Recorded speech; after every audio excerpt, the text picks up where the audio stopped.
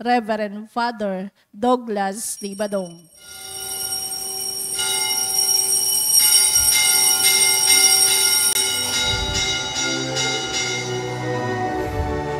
Bayan muling magtipon, kawitan ng Panginoon,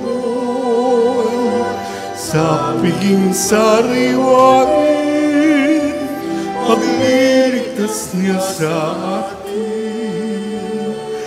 Bayan nating alalahanin, panahong tayo'y inalipin, ng ngalan niya'y ating sambitin, paanong di tayo lingapin. Bayan muling magtipon, awitan ng Panginoon, sa piging sariwain, pagliligtas niya sa atin. Sa piging sariwain, pagliligtas niya sa atin.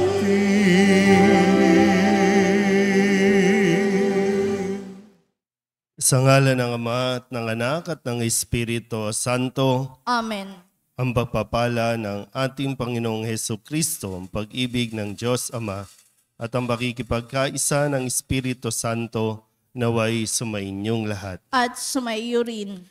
Tayo po ay nasa ika-11 linggo ng karaniwang panahon at ating pong ginugunita at iniaalay ang misa nating ito para sa lahat ng mga ama. Happy Father's Day po sa lahat ng mga tatay na naririto at maging sa online.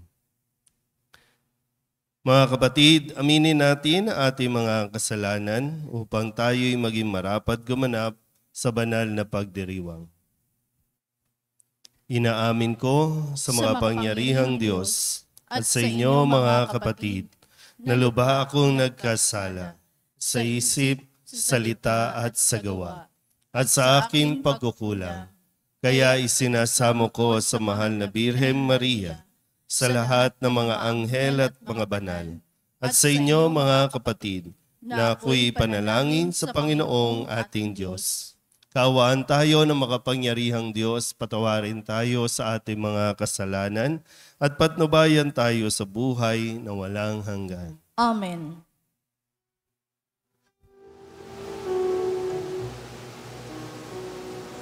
Panginoon, kawan mo kami, kawan mo kami. Panginoon, kawan mo kami, kawan mo kami. Kristo, kawan mo kami, kawan mo kami. Kristo, kawan mo kami, kawan mo kami. Panginoon, kawan mo kami, kawan mo kami. Panginoon, kawan mo kami, kawan mo kami.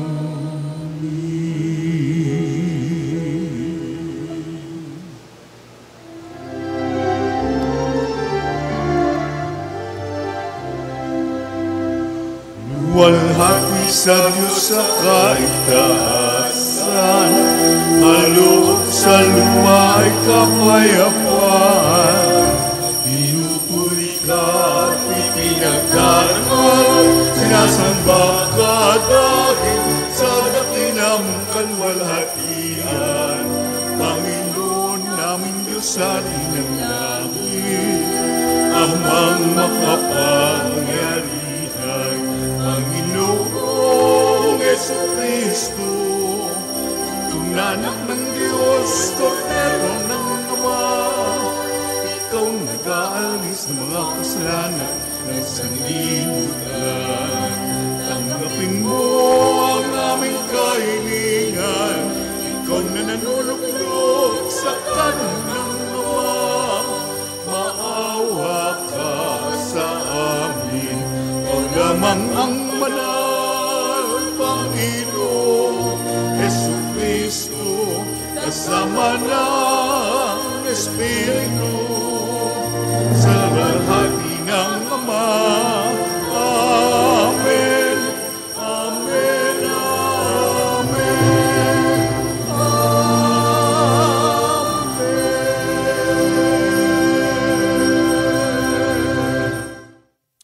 Manalangin tayo.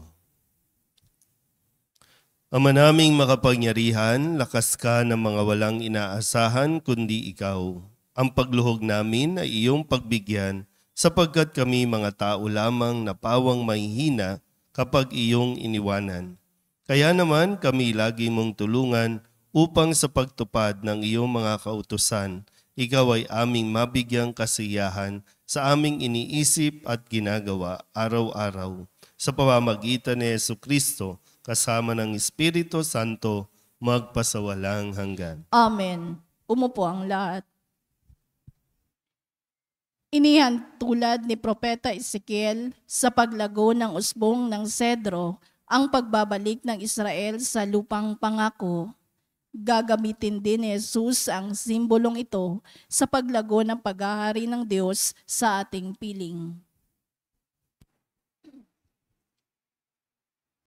Pagbasa mula sa aklat ni Propeta Ezekiel. Ito nga ang ipinasasabi ng Panginoon. Kukuha ako ng isang usbong ng sedro at aking iaayos. Ang kukunin ko'y yaong pinakamura ng pinakamataas na sanga. Itatanim ko ito sa isang mataas na bundok, sa pinakamataas na bundok ng Israel, upang lumago at mamungang mabuti at maging isang kahanga-hangang sedro. Sa gayon, lahat ng uri ng hayop ay makapaninirahan sa ilalim nito.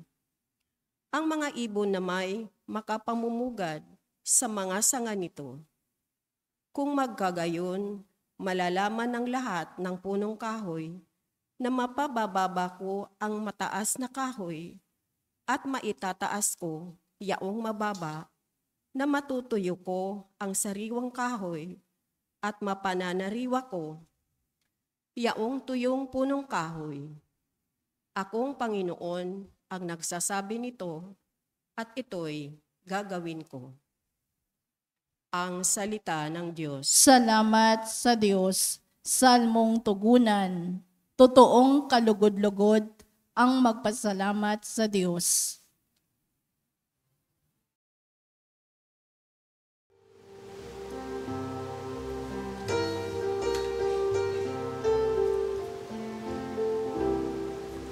Totoong kalugod-lugod ang magpasalamat sa Diyos. Totoong kalugod-lugod ang magpasalamat sa Diyos.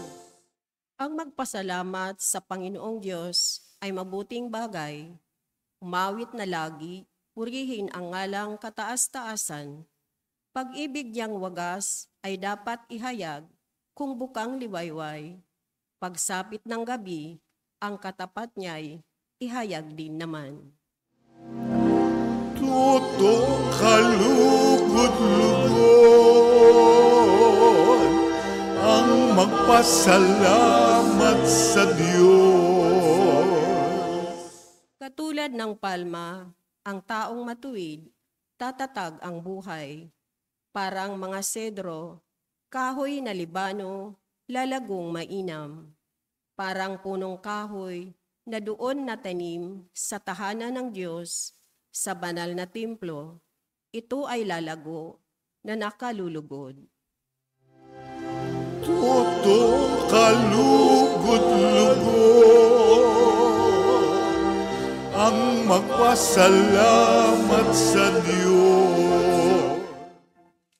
Tuloy ang pagbunga kahit na ang punong ito ay tumanda, lunti at matatag, at ang dahon nito ay laging sariwa. Ito'y patotoo na ang Panginooy tunay na matuwid. Siya kong sanggalang, matatag na batong, walang bahid dungis. Tutok kalugod-lugod ang magpasalamat sa Diyos. Tutok kalugod-lugod ang magpasalamat sa Diyos. Pinalalakas si San Pablo ang loob ng mga taga-Korinto sa gitna ng mga pagsubok at kaguluhan. Hindi siya nasisiraan ng loob sapagkat buo ang tiwala niya kay Kristo. Pagbasa mula sa ikalawang sulat ni Apostol San Pablo sa mga taga-Korinto. Mga kapatid, laging malakas ang aking loob. Alam ko na habang tayo'y nasa tahanang ito, ang ating katawan hindi mapapasa atin ang tahanang galing sa Panginoon. Namumuhay ako ayon sa pananalig sa Diyos, hindi sa mga bagay na nakikita. Malakas nga ang loob kong iwan ang katawang ito na aking tinatahanan upang manirahan sa piling ng Panginoon. Kaya naman, ang pinakananais ko ay maging kalugod-lugod sa Kanya, sa tahanang ito, o doon man sa langit.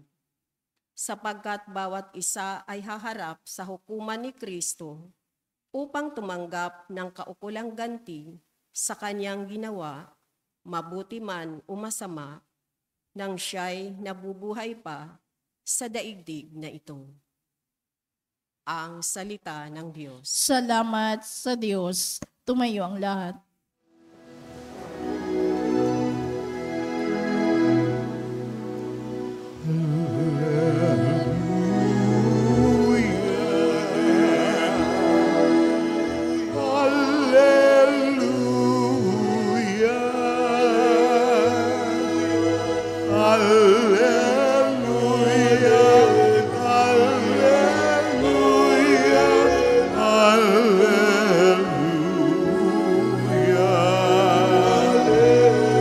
Salita ng Diyos ang buto na tanim ni Jesucristo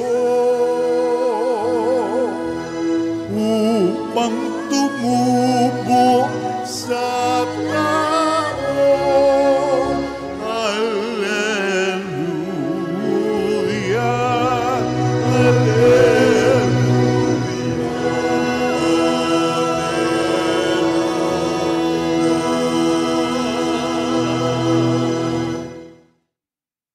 Sumainyo ang Panginoon. At sumaiyo rin. Ang mabuting balita ng Panginoon ayon kay San Marcos. Papuri sa iyo, Panginoon.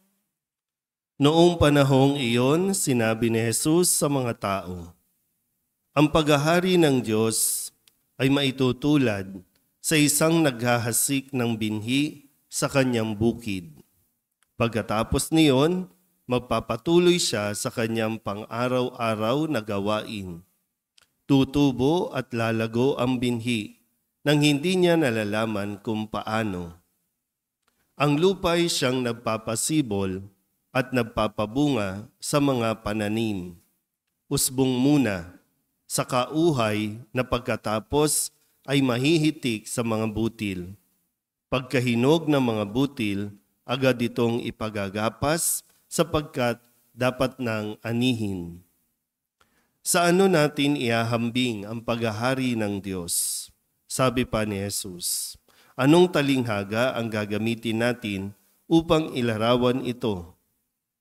Tulad ito ng butil ng mustasa na siyang pinakamaliit sa lahat ng binhi. Kapag natanim na at lumago, ito'y nagiging pinakamalaki sa lahat ng puno ng gulay. Nagkakasanga ito ng malalabay. Ano pat ang mga ibon ay nakapamumungad sa mga sanga nito. Ang salita'y ipinangaral ni Jesus sa kanila sa pamamagitan ng maraming talinghagang tulad nito, ayon sa makakaya nga na kanilang pangunawa. Hindi siya nangaral sa kanila ng hindi gumagamit ng talinghaga, ngunit ipinaliwanag niya ng sarilinan sa kanyang mga alagad ang lahat ng bagay. Ang mabuting balita ng Panginoon. Pinupuri ka namin, Panginoong Jesucristo. Isang magandang umaga po sa inyong lahat. Tayo po ay nasa 11 linggo sa karaniwang panahon. At ang buong mundo ay nagdiriwang ngayon. Lalo na pagbukas mo ng social media, marami nang bumabati ng Happy Father's Day. Happy ba o Father's Day lang? Happy. Dapat happy, no? Kaya nga, paalala natin sa lahat ng mga nagpo-post sa social media, sana totoo. Wag lang sa social media. Wag lang bumati sa social media, lalong-lalo na po kayo na mga magkakasama naman, buhay naman, nasa isang bahay lang. Bakit hindi nyo mabati ang inyong mga tatay ng Happy Father's Day? Bakit kailangan daanin sa social media? Ano yan, papampam lang? Pero sana po gawin natin mas espesyal ang araw na ito para sa mga tatay. Bagamat sa mga tatay, okay na sa kanila yon. Hindi importante sa kanila yung magarbong pagdiriwang katulad ng kung paano natin pinagdiriwang ang Mother's Day. Pero bakit nga ba? Pag Mother's Day talagang may patreat kayo. Pag Father's Day, tahimik lang kayo. Bakit? Dahil ba gusto rin ng tatay, tahimik lang tayo? O nasanay lang tayo na hindi natin nauunawaan ang mga saloobin, lalong-lalo na ng mga tatay. Kaya para sa inyo to mga tatay, no? Pakinggan natin ng mabuti itong halimbawa o aral na itinuturo sa atin ng ating Panginoong Jesus. Si Jesus po ay tinatawag nating anak. At ang anak ay may tinatawag na ama. Ang Panginoon. At sinabi din ni Jesus sa atin na makakatawag na rin tayo ng ama sa kanyang ama. Kaya nga meron tayong Our Father, Ama namin. So, bago ipinadala dito sa mundo, ang bugtong na anak, ito ay tinuruan na ng ama. Kaya nga sinasabi lagi ni Jesus, di ba? Ang lahat ng sinasabi ko, ang lahat ng kung ano ako ay galing sa ama. Hindi siya nagsasalita ng hindi galing sa ama. Ngayon, so isa sa mga natutunan ni Jesus bilang anak sa kanyang ama ay yung kung paano ihatid ang mabuting balita, kung paano makipag-usap sa mga tao.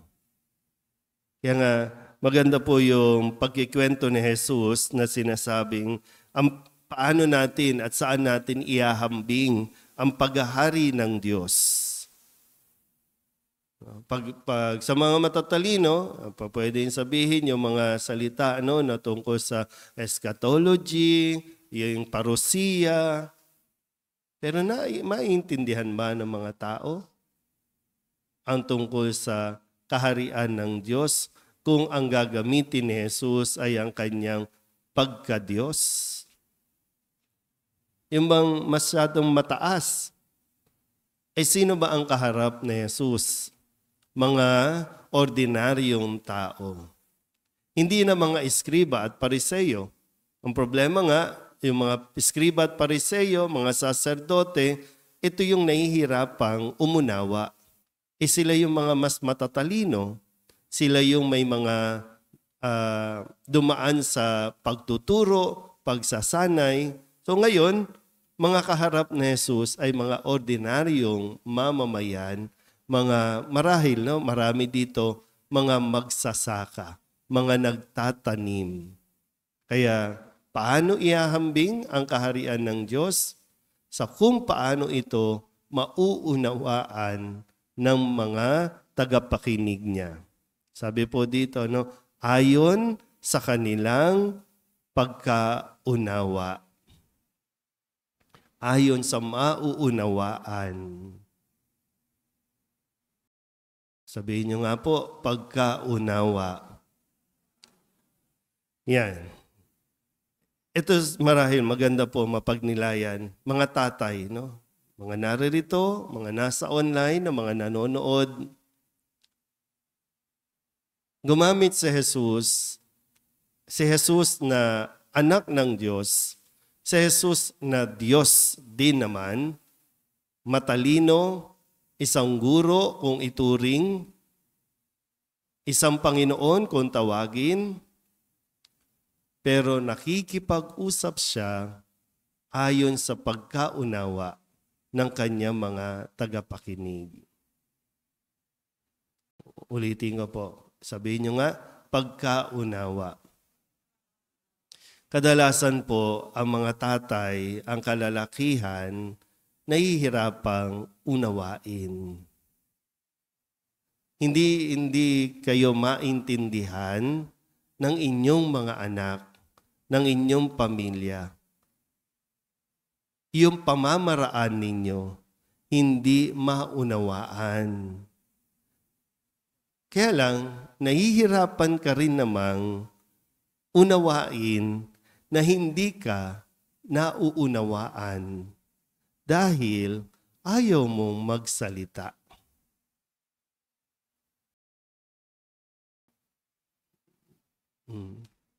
Tingnan mo yung mga nanay, salita ng salita. Ang haba tuloy ng buhay. Kasi nag-e-express lagi. Hindi naman yan galit talaga. Hindi naman yan sa trip lang. Kundi kasi mahirap kimkimin yung nararamdaman. Hindi naiintindihan. Kaya mas maagang namamatay ang lalaki, di ba? Kasi gusto mong maunawaan ka, pero ayaw mong magsalita. Ayaw mong ipaunawa.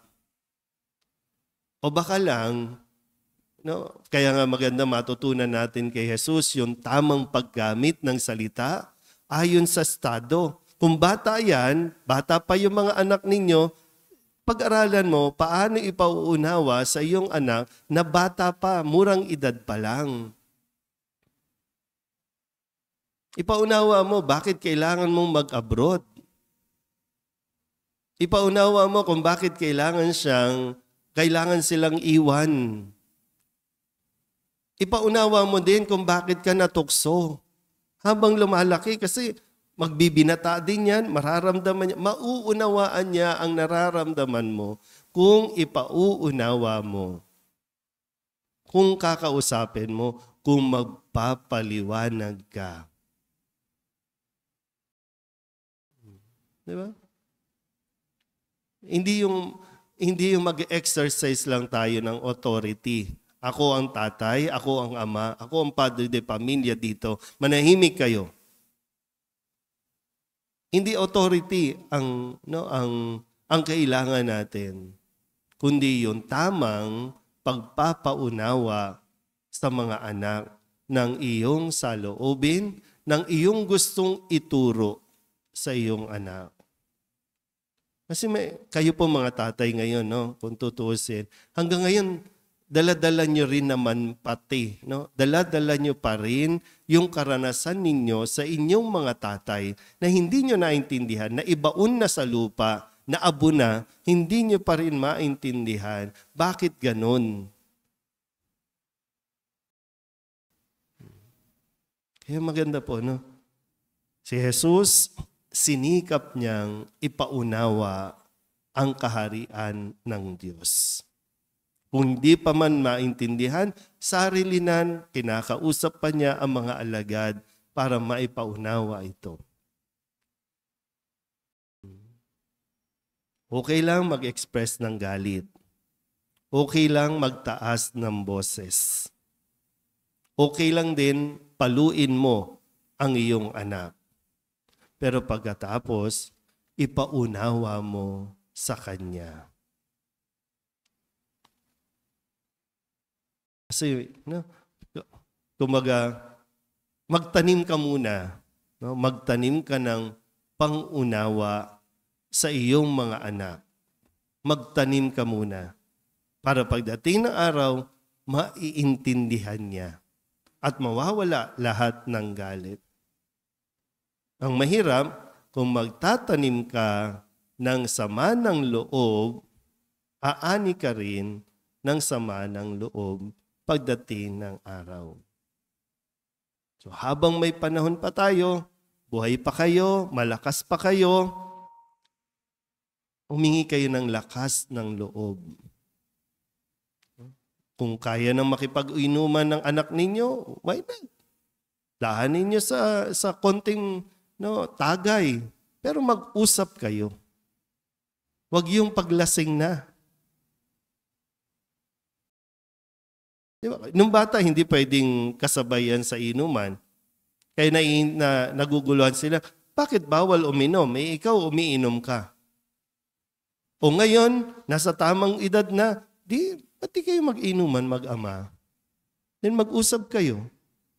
Payuhan mo, ano yung nangyari sa iyo, ano yung kasi lahat naman ng karanasan ninyo, maganda at pangit, may matututunan ang iyong anak na ngayon sila ay magpapamilya na rin.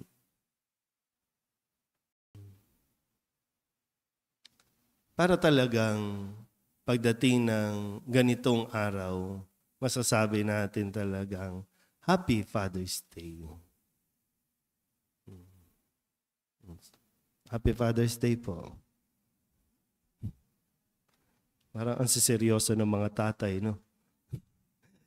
Yung mga ganyan, di ba? Ano nangyari? Saan nanggagaling yan? Diba? Gusto natin maintindihan. Saan nanggagaling yan?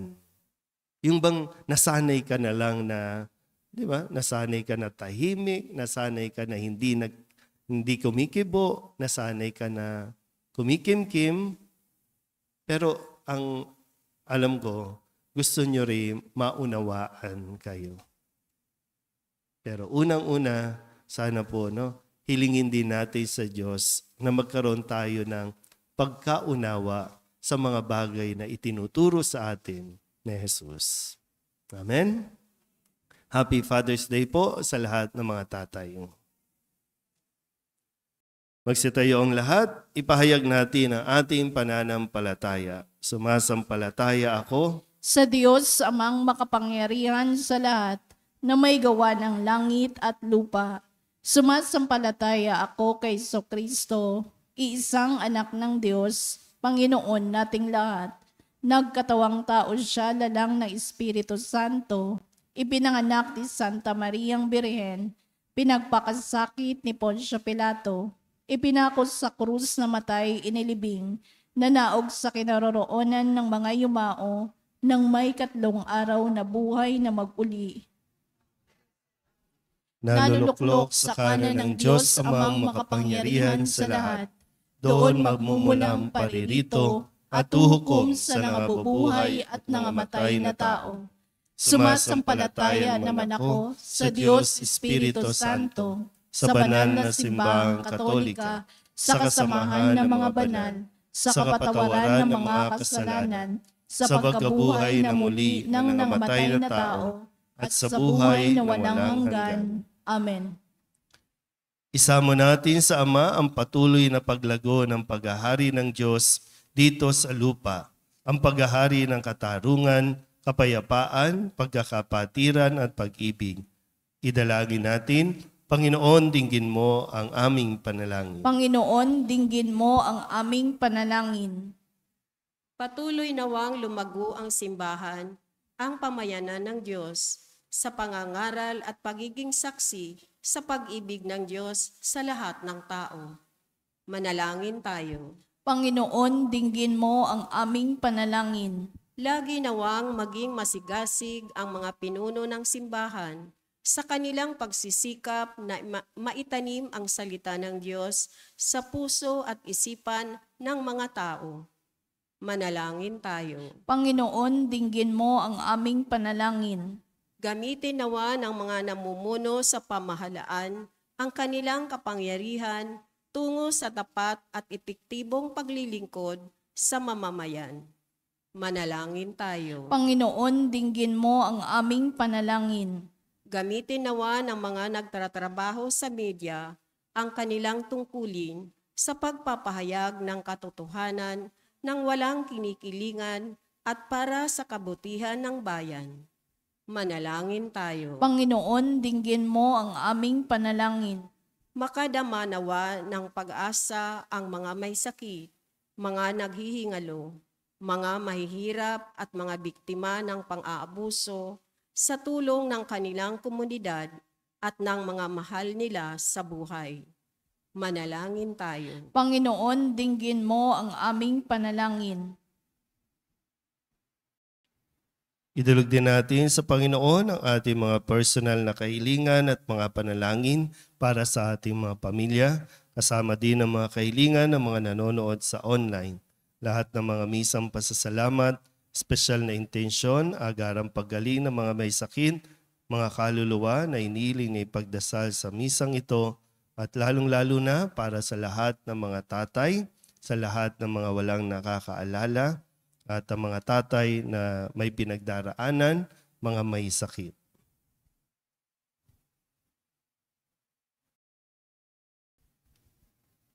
Ang lahat ng ito hinihiling namin sa ngalan ni Kristo, aming Panginoon. Amen. Umupo ang lahat.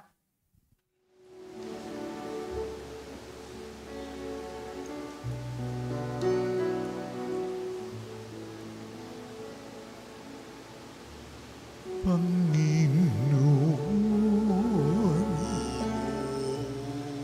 aming alay,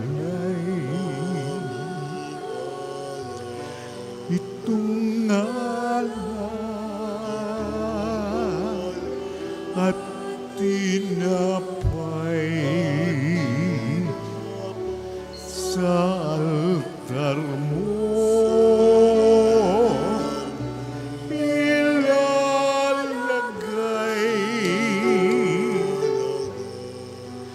Tanggapin sa iyong kamay, alay namin aming buhay. Bawat gala at lumbay, bawat pangarap naming taglay sa palad mo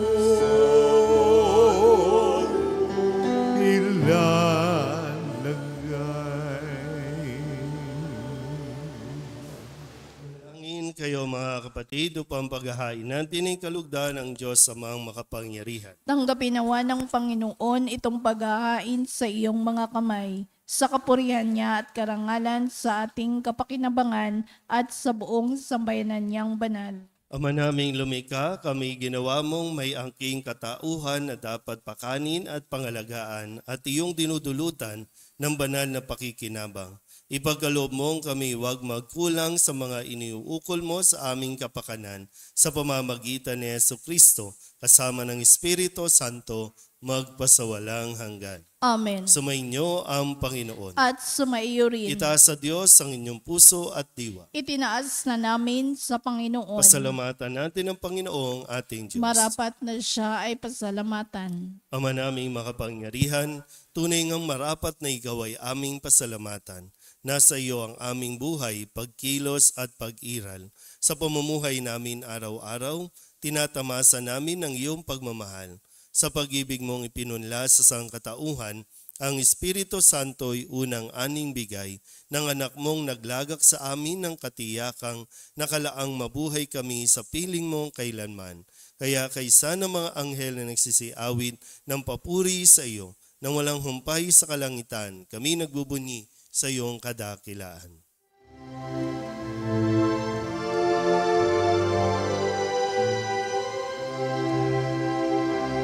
Santo, Santo, Santo, Panginoong Diyos makapangyarihan, napupuno ang langit at lupa ng kalwalhatian mo. Hosana sa kaitaasan, pinagpalang na paririto sa ngalan ng Panginoon. Hosana sa kaitaasan.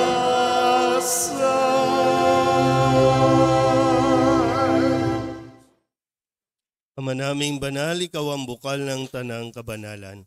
Kaya't sa pamamagitan ng iyong Espiritu, gawin mong banal ang mga kaloob na ito upang para sa aming maging katawan at dugo ng aming Panginoong Hesukristo. Bago niya pinagtiis ang kusang loob na maging handog, hinawakan niyang tinapay, pinasalamatan kaniya, pinaghati-hati niya iyon, iniabot sa kanyang mga alagad at sinabi, "Tanggapin ninyong lahat ito at kanin, ito ang aking katawan na ihahandog para sa inyo."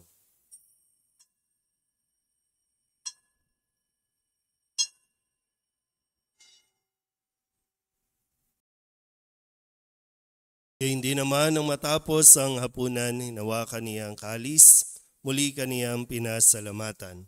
Iniabot niya ang kalis sa kanyang mga alagad at sinabi, "Tanggapin ninyong lahat ito at inumin. Ito ang kalis ng aking dugo, ng bago at walang hanggan tipan. Ang aking dugo na ibubuhos para sa inyo at para sa lahat, sa ikapagpapatawad ng mga kasalanan.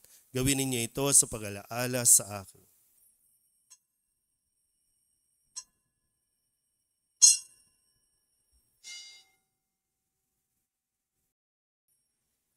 Ipagbunyi natin ang misteryo ng pananampalataya. Sa krus mo at pagkabuhay, kami natubos mong tunay. O Jesus, naming mahal, iligtas mo kami tanan. O Jesus, naming mahal, ngayon at magpakailan.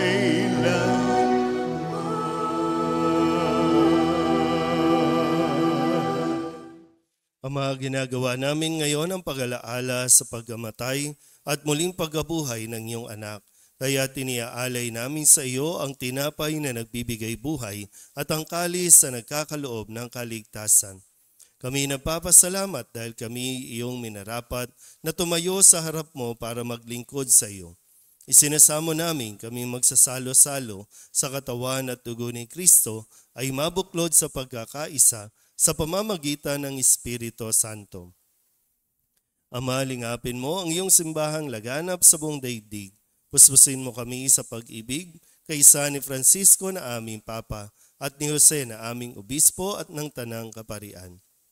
Alalahanin mo rin ang mga kapatid naming nahimlay na may pag-asang sila'y muling mabubuhay, gayon din ang lahat ng mga pumanaw. Kawaan mo sila at patuloyin sa iyong kaliwanagan. Kawaan mo at pagindapating kaming lahat na makasalo sa iyong buhay na walang wakas. Kaysa ng mahal na Birhen Maria na ina ng Diyos, ng kabiyak ng puso niyang sa San Jose, kaysa ng mga apostol at ng lahat ng mga banal na namuhay dito sa daigdig ng kalugod-lugod sa iyo. May pagdiwang nawa namin ang papupuri sa ikararangal mo sa pamamagitan ng iyong anak na aming Panginoong Heso Kristo. Sa pamamagitan ni Kristo, kasama niya at sa Kanya, ang lahat ng parangal at papuri ay sa iyo, Diyos Amang makapangyarihan, kasama ng Espiritu Santo, magpasawalang hanggan. Amen. Amen.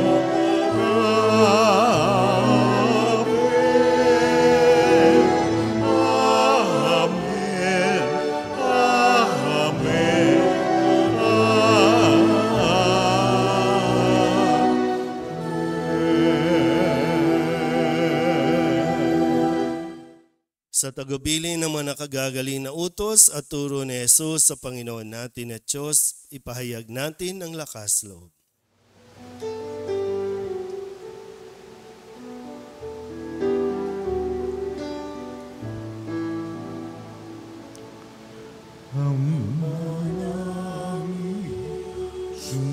Sumasalangit ka, sambahin ang ngalan mo, mapasa amin ang kaharian mo, sundin ang loob mo.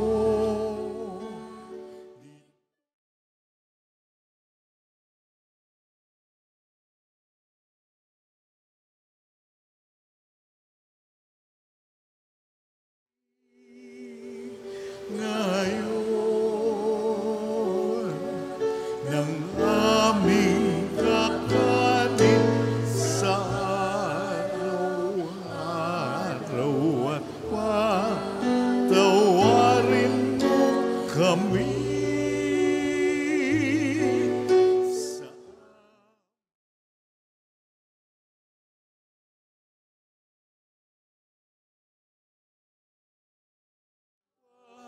papatawan namin sa nagkakasala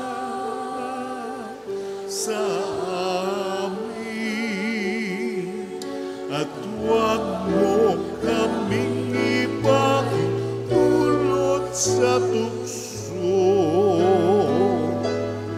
at iadya mo kami sa lahat ng masama.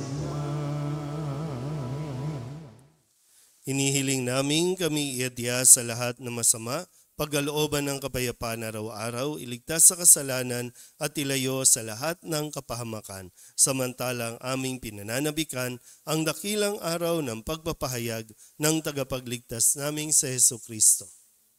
Sapagkat sa iyo ang kaharian, kapangyarihan at kapurihan,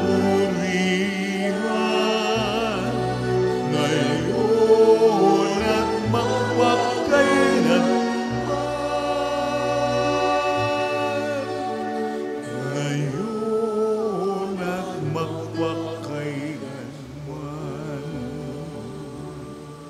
Panginoong Heso Kristo, sinabi mo sa iyong mga apostol, kapayapaan ang iniiwan ko sa inyo, ang aking kapayapaan ang binibigay ko sa inyo. Tunghayan mo ang aming pananampalataya at huwag ang aming mga pagkakasala.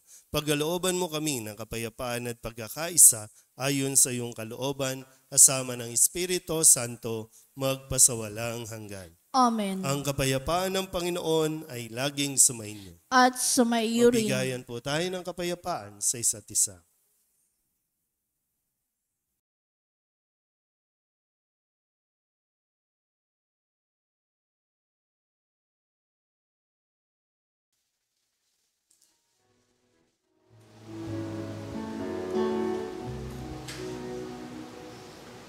Kordero ng Diyos na nag-alis ng mga kasalanan ng mundo,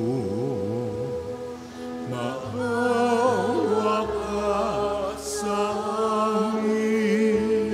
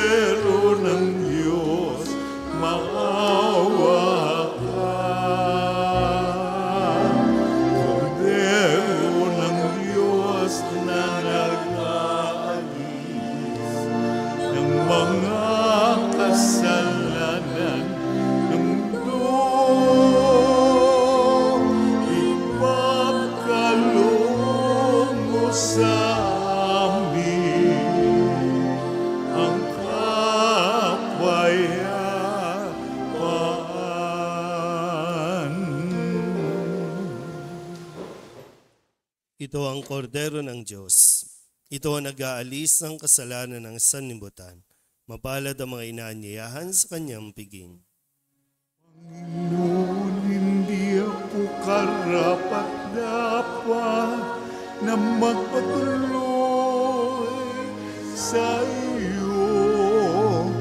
Ngunit sa isang salita mo lamang ay gagaling na ako. Katawan ni Kristo. Amen.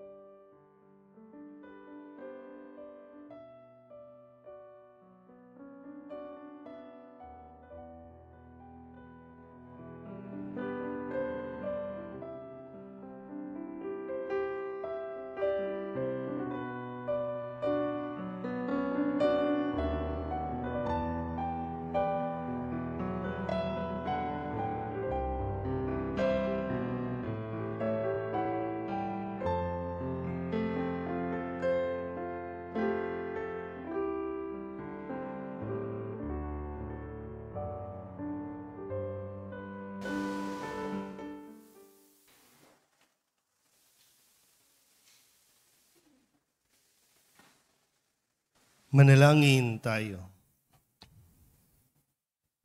Ama naming mapagmahal, ang pinagsaluhan naming banal na pakikinabang na nagpapahiwatig ng iyong pakikiisa sa tanang naritong nakikipagdiwang ay magdulot nawa ng pagkakaisa sa iyong sambayanan sa pamamagitan ni Jesucristo kasama ng Espiritu Santo magpasawalang hanggan. Amen. Umupo po muna sa sandali. Ngayon po ang araw ng pagdating ng relic ni San Nicolas de Tolentino, ang patron ng ating distrito, ang distrito ng San Nicolas. Sama-sama po nating salubungin ang pagdating ng kanyang relic sa Barangay 281, Zone 26, pagbaba ng San Fernando Bridge, sa ganap na 3:00 ng hapon. Magkakaroon po tayo ng kaunting programa o civic reception na susundan ng prosesyon ng relic pabalik ng ating simbahan. Ito'y susundan naman ng maringal na misa sa 5:00 ng hapon. Inihiling ko po ang lahat ng mga tatay na nagsimba ngayon na pumunta po sa harapan para po sa special na panalangin para sa lahat ng mga ama.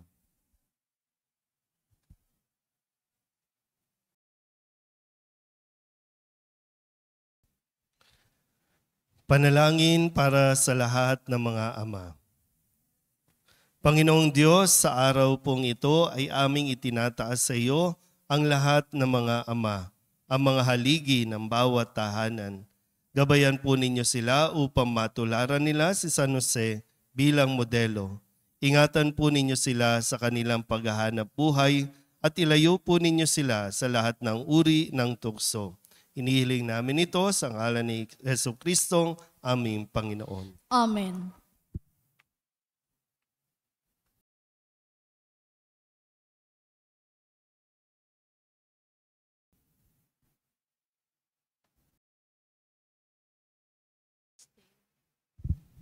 Solidad clap para sa lahat ng mga ama.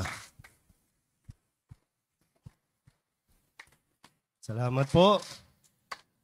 Wala pong inuman ngayon. Ay, meron tayong gagawin po, no? At sana makasama po namin kayo mamayang hapon sa pagdiriwang pagdating ng relic ni San Nicolas. Mamaya na po yung kainan, no? Pagkatapos po ng misa mamayang hapon. Balik po kayo, ha? At salamat po sa mga tulong ninyo at pagsuporta para po sa gawain sa araw na ito. Mga nagdo-donate po ng tubig, pwede pa pong humabol. Yung mga gusto po mag-donate ng pagkain para mas marami po tayong mapagsaluhan mamaya. Magsitayo na po ang lahat.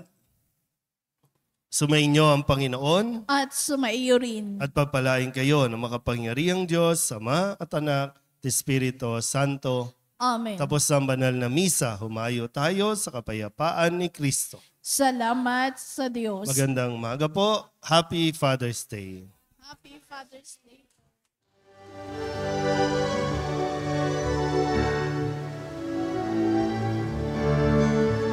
Walang sinuman ang nabubuhay para sa sarili lamang.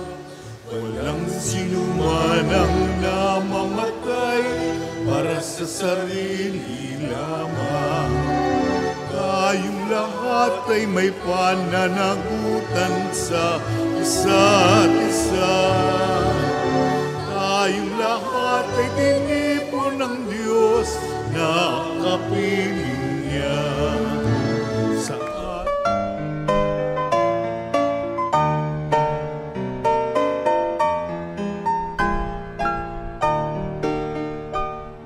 Nuestro Padre Jesús Nazareno, sinasamba ka namin, pinipintuho ka namin, aral mo ang aming buhay at kaligtasan. Nuestro Padre Jesús Nazareno, iligtas mo kami sa kamatayan. Mong pinamatayan ay sagisag ng aming kaligtasan. Nuestro Padre Jesus Nazareno, dinarangal ka namin. Nuestro Padre Jesus Nazareno, inulwalhati ka namin.